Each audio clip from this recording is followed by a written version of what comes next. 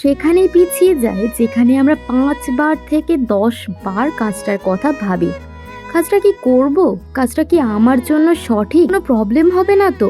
কোনো বিপদে পড়বো না তো? কোনো স্ক্যাম হবে না তো? এই সব ইত্যাদি ইত্যাদি ভেবে ভেবে আজ অনেক কাজকে হাতছাড়া করেছি। আচ্ছা, আমাদের জীবনটা তো এরকমই।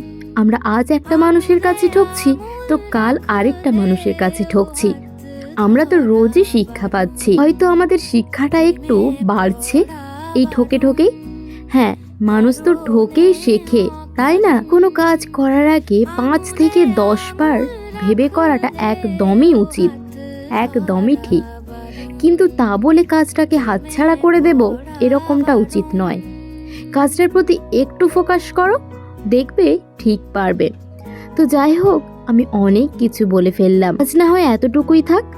অন্য কোনো দিন না হয় আবার অন্যরকম ভাবে বুঝিয়ে বলবো কাজের বিষয়ে।